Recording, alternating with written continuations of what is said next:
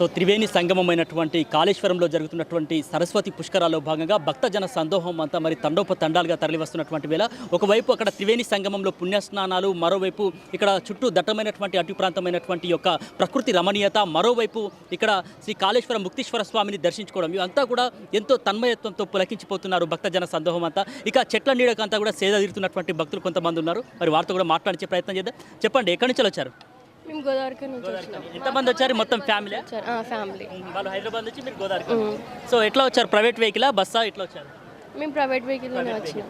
ఎట్లా ఉన్నాయి ఇక్కడ ఫెసిలిటీస్ కావచ్చు అదంతా కూడా? ఓకే, ఫైన్, బాగున్నాయి అన్ని. ఫస్ట్ టైం వచ్చారా? ఇంత ముందు కూడా వచ్చారా మీరు? ఫస్ట్ టైం వచ్చినాం పుష్కరాలు. అది కూడా 12 సంవత్సరాల తర్వాత వచ్చిన పుష్కరాలకు కావచ్చు. ఫస్ట్ టైం రావడం ఎట్లా అనిపిస్తుంది? చాలా బాగుంది, హ్యాపీ. ఎస్.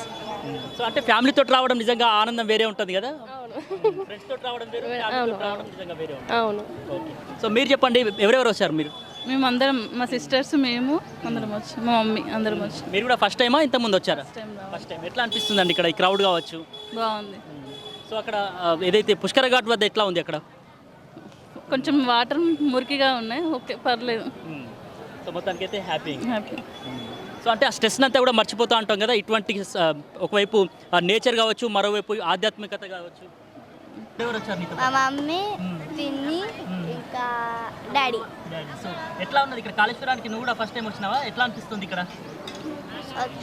ఓకేనా, హ్యాపీనా? మీ ఫ్రెండ్స్కి చెప్తావా పోయినాక సరస్వతి పుష్కరాలకు పోయించిన? First time. అందరూ ఫస్ట్ టైం రావడం.